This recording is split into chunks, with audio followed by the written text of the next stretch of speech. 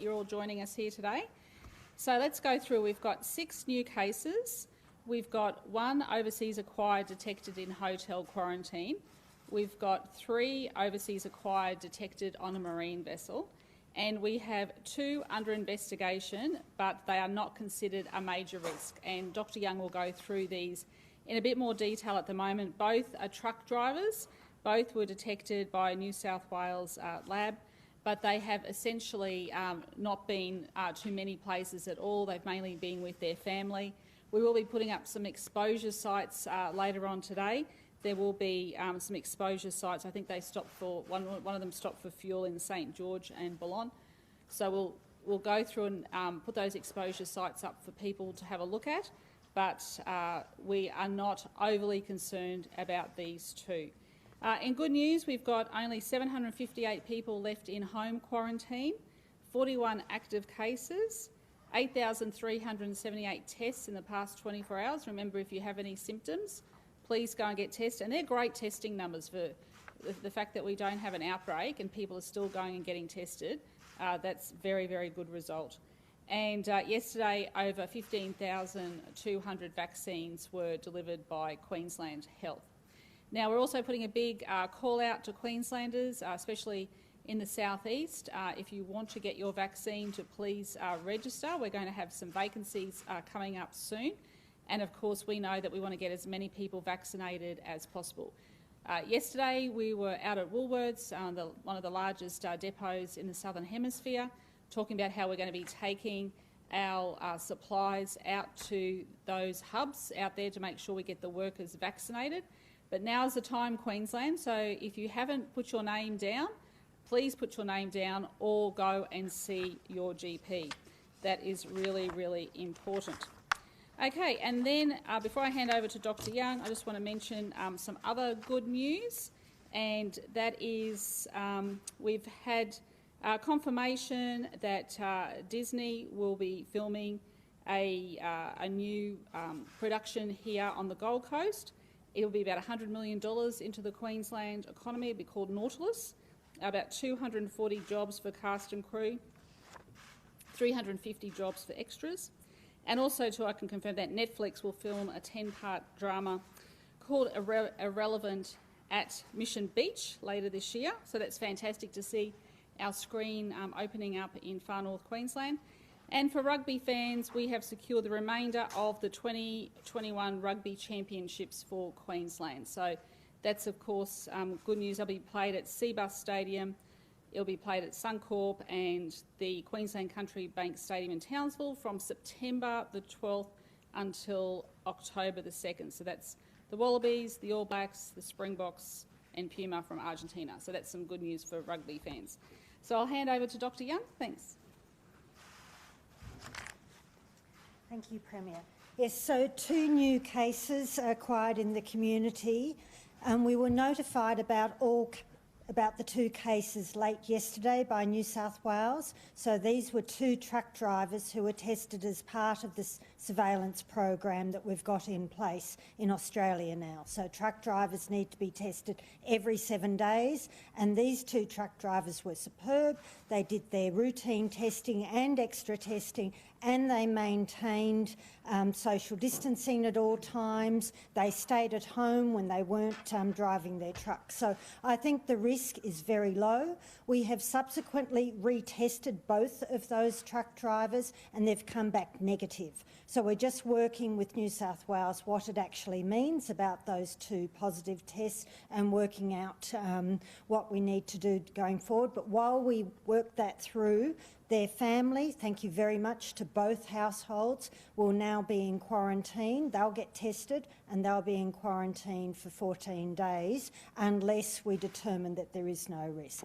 They also travelled back into Queensland through the border and stopped at various places, of course, to get fuel and so forth, and one stayed overnight in St George. So we will be putting up a number of exposure sites. So we'll be asking people, please, to check those exposure sites, and if they've been there during that relevant period, to get tested and follow the public health advice. That's very important. But I thank these 2 truck drivers, and I thank all of the truck drivers who are out there going around Australia moving our necessities, food, fuel, goods through the country and then following very rigid processes, and they are doing it absolutely brilliantly.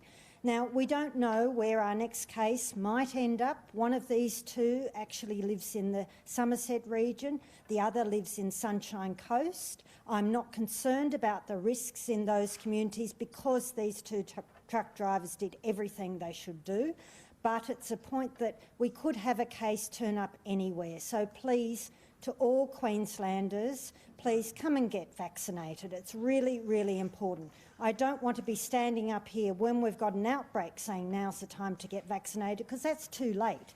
You want to be vaccinated before you get the outbreak so that you protect yourselves, your families and your communities before the risk arrives. It's too late to only do it once we've got a virus circulating. So it's really, really important, everyone. If you haven't already had your first dose and you are 16 years of age or older, now is the time to either register or to go and see your GP or a pharmacy and to get vaccinated. Thank you.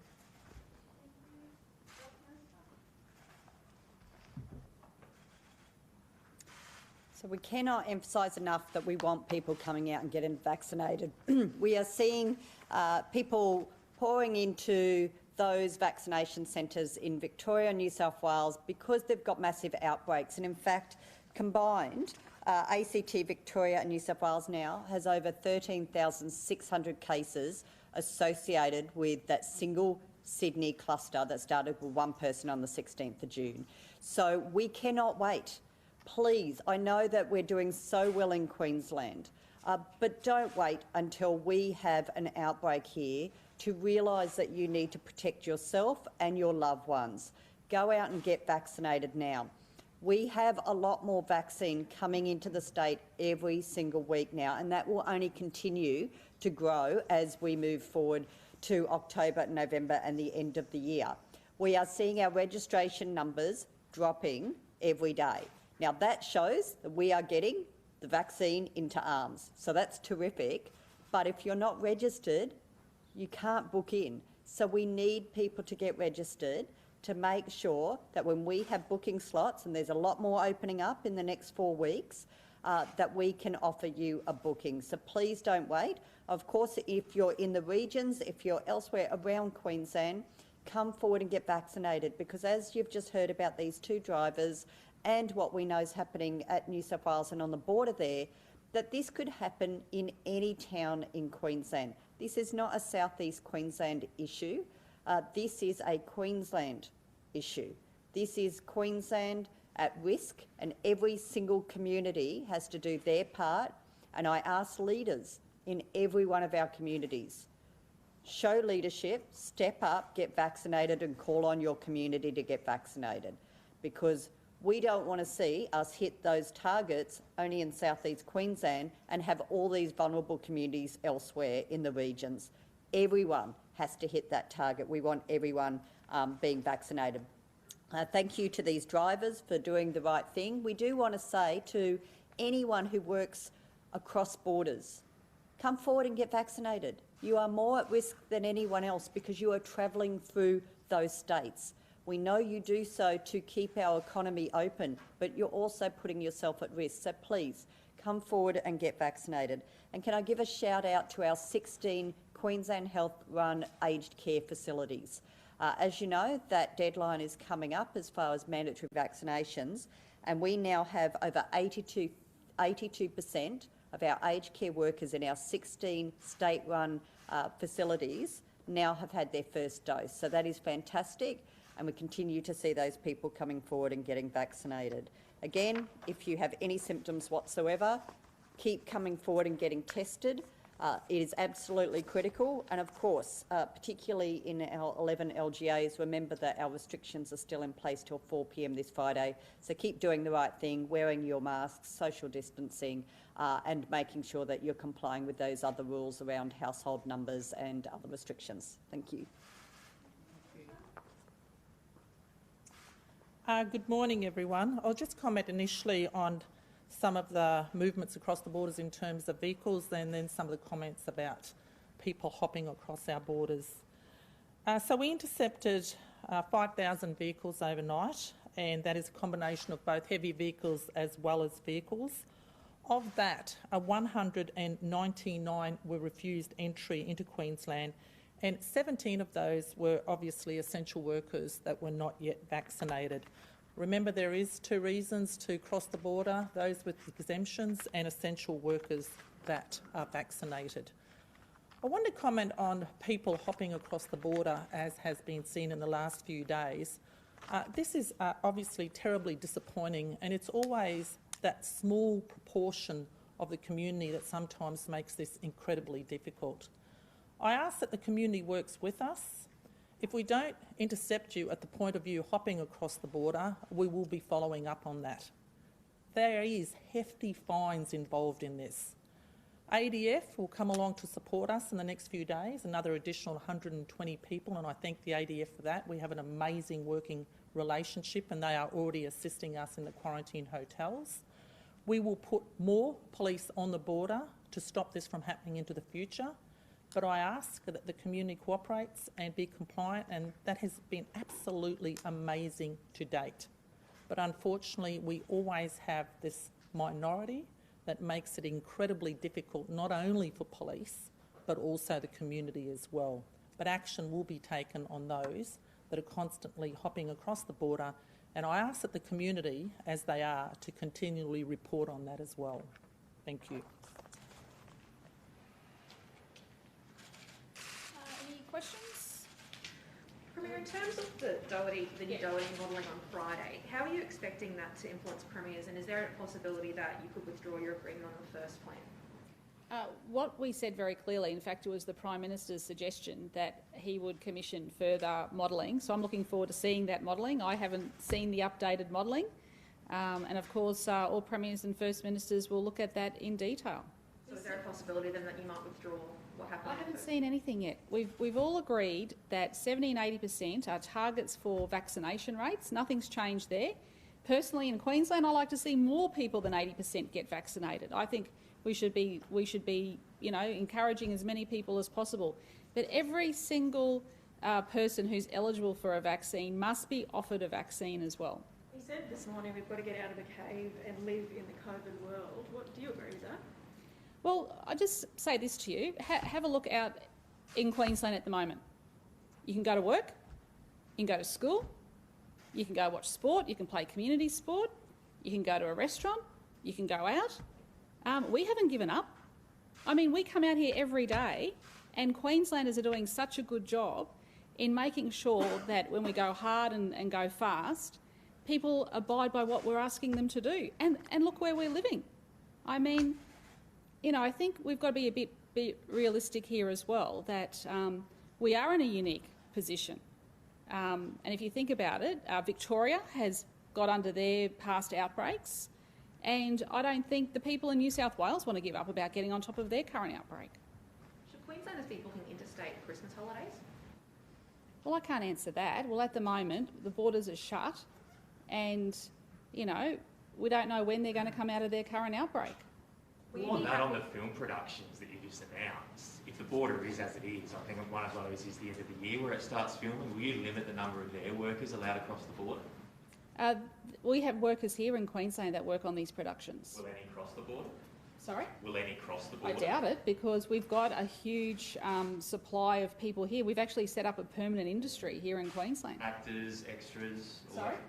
Key actors, extras, will you put limits on them crossing the border? Well, I haven't seen the list, but most of the production company teams are actually established here in Queensland. We've actually set up our own industry here. We don't rely on other industries. For businesses and residents, what sort of reassurance can you give them? Like on Friday, will we know? Will we be heading towards those targets of 70 to 80%? Well, I haven't seen the modelling. So, apparently the Prime Minister's seen the modelling. Share it with us. Don't just drop it on the Friday morning. How about send it out now so we can all have a look at it? He's indicated, Premier, that it doesn't impact on essentially what will happen. Are you worried about how hospitals here will cope, for instance, if you've got more I think everyone's worried about the impact it has on hospitals. I mean, we're seeing large numbers of people presenting with serious illness, dying in hospitals.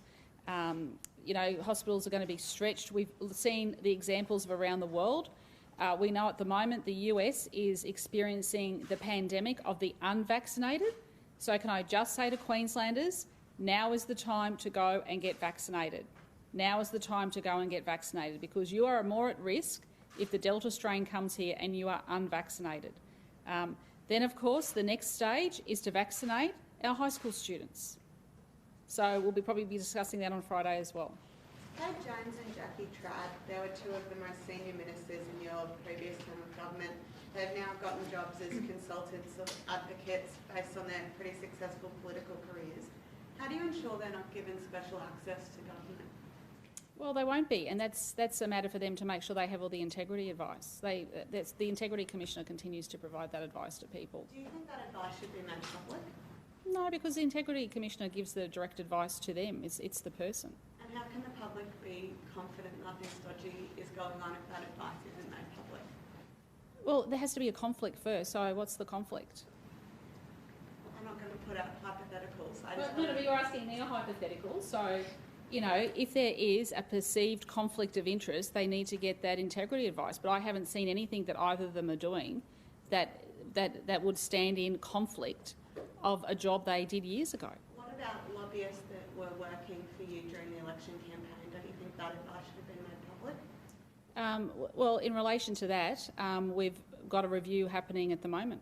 And what steps are being taken under the post-employment separation provisions, particularly that 2-year quarantine period where department staff can't have contact with former senior government ministers? How do you ensure that's... Well, I'll get that information from the Director-General. She would monitor that. Premier, are you concerned about truckies on the border striking or having a blockade? Truck drivers? Is this in relation to the borders, or...? Yeah, on the borders they're going to lay. But they can come through. Like, I mean, the freight has to be distributed around the country. There's a national freight protocol in place that that National Cabinet has endorsed, so I don't understand what the issue would be. The freight is allowed to move. Yeah, I think someone's threatening to block the border and pull up their trucks and block the border next week. Well, all I say to you is have a look at the number of cases in New South Wales, and Queenslanders don't want to see those case numbers come into Queensland. So that is why there is a border closure. And there's a border closure between Western Australia and New South Wales and South Australia and New South Wales. And I think every other state and territory has got a border closure with New South Wales because of the current outbreak. And if you remember, we did exactly the same thing when Victoria had that outbreak, and they got on top of their outbreak, and then we reopened up. So I don't understand what the issues are at the moment when it's basically where we've been before. And once states get on top of their outbreaks, then they're opened up. Leaders in the Tweed are hoping to come out of lockdown this Saturday when the ending is due for the statewide lockdown. If that happens, will you reinstate that border bubble with the Tweed, or is it too far gone? Look, we said we were very happy to have that border bubble. I wrote to the Premier suggesting an easier point of a checkpoint, and they rejected it. So they're New South Wales residents, they're not Queensland residents. Would that require the border or the checkpoints to go south if Tweed and on its own and other parts? I don't think they have an appetite to do it, so let's see what decisions they make. Premier, can I just clarify, sorry, you mentioned a review to Lydia. What was that about? Sorry? You mentioned a review was underway regarding... There's the review happening of lobbyists. The Triple C review? No, the one that... Yeah. Is there a vaccination plan for 12-year-olds yet? 12 to 16-year-olds? No, except if you are in that age group and you have underlying health conditions, then that's a priority group to get vaccinated. Are you vying for the AFL Grand Final? No. Why not? Sorry? Why? Well, I think we've got enough sport here at the moment. I think everything's okay, so I don't think we can do everything. Let Western Australia have one, hey? I guess just last year there was such a push to be the saviour of the AFL, and they said, they could call you at any time. And look, I've spoken at with the AFL. We were very happy to host that last year, and I'm quite sure that they'll be speaking to other states about possibilities of where that can be. Yeah. Can I ask the Chief Health Officer? Yeah, sure. Please? Just get my head around it. just mentioned the 2 truck drivers. Had they tested negative? Yeah, so they tested positive in New South Wales, both of them, and New South Wales let us know that late yesterday, and then subsequently we've tested them in Queensland and they've both tested negative. Now that could mean all sorts of things, so we just have to work that through. Doctor, quickly, out west, Mungindai, there's some reports this morning. Does everyone have access to the Queensland hospital there from south of the border, including for vaccinations, or are people being blocked? No, anyone in the border zone, but only the border zone, it's quite a big border zone, can cross into Queensland for a vaccination. It's really important that we get as many people across the border, both sides, vaccinated. So that can occur. And then, of course, anyone can access healthcare in Queensland as long as they've got an appointment. So that's why they're coming to Queensland. They can't say, I want to go and do something. They just have to have an appointment and then they can come across. And of course, anyone can cross the border in an emergency. So in an ambulance, aeroplane, helicopter, they can access urgent healthcare. Do the new cases today threaten the plans to ease restrictions on Friday at all? No, no. I need to get more information from New South Wales about the 2 cases, but even if they are confirmed as positive, then I'm quite comfortable with the steps we've already taken to isolate anyone who's at risk. So we will put out some exposure sites, and I'd like people to look at those, and if they were there, to get tested, but I think it's in hand. I think it's under control. Those restrictions on Friday, is that moving from 4 square metres to 2 square metres indoors? Yeah, it's the restrictions that we have for the rest of the state at the moment, so everyone can see what they are. The one thing I do want to turn my mind to between now and Friday, and depending where we are, is masks, because we know how essential they've been, so we just might need to look at whether there needs to be an extended period for some mask wearing. And Premier, sorry, on the Fraser Island bushfire, does it concern you that there was emails with top bureaucrats that looked to be watering down public messages during that disaster? Yes, I got briefed on that yesterday, and that is concerning. And my understanding is that that the person involved is being spoken to, and they should never have stopped putting out messaging. Yep. Have they been stood down from their position? Not to my understanding. And can you assure Queenslanders that won't happen again? Well, absolutely. We'll make sure that the department issues a directive to everyone to make sure that doesn't happen. Do you think bureaucrats were more concerned about public relations than the fire? I think they were probably concerned about the island of itself and the fact that, you know, what would happen to not just Christmas bookings but forward bookings. So I just think it was just someone who had a bit of an, who just didn't really take the course of action they should have at that time. When you said they were spoken to, was that by the environment? My understanding is by the department, yeah. Can you say what planning is underway for the relaxation of restrictions for lockdowns at 70 and 80%, or is that on hold pending the new Doherty model? I don't have it here with me, but it's publicly listed about what happens at 70%, what happens at 80%. And what it says at 80% is it does say that there still will be some options to have some restrictions and some lockdowns. So as I've said time and time again, that may be specific localities or specific regions. So that is nothing new. It's all in there, but that was all predicated on 30 cases across Australia. Not, is it 9,000 cases? 13,000. There we are, 13,000. So I'm looking forward to seeing that modelling. If the Prime Minister can get that modelling as quick as he possibly can and get it out to the Premier so we can read it, not on the Friday morning when we get into the National Cabinet, I think we'll all be better for it. Premier, the Prime Minister said this morning lockdowns do more harm than good. I think lockdowns have a big impact on people. They have a big impact on families. They have an impact on people's mental health. I've spoken to small business owners at length as well. I understand what that does for their staff, for their turnovers, for their planning. I understand that. I get that. I understand the issues it's had on our airline industry, on a whole range of different things. But the reality is we are in a pandemic, and there's probably nowhere in the world yet that has the answer to how to deal with it. So what we can do is look and observe and see what's happening overseas and look at that best practice and incorporate that into our practices. And that's exactly what we're trying to do. I mean, when I was over in Tokyo, people could not believe that we have not had a wave, in a significant wave in Queensland. Like, they were just shocked about that, because everywhere across the world is going through waves of the pandemic. So it's on us to look at that best evidence from around the world, but also to be, listen to the health experts and make sure that we actually put in place a plan that is in the best interest of our citizens. Okay, thanks everyone. Thanks.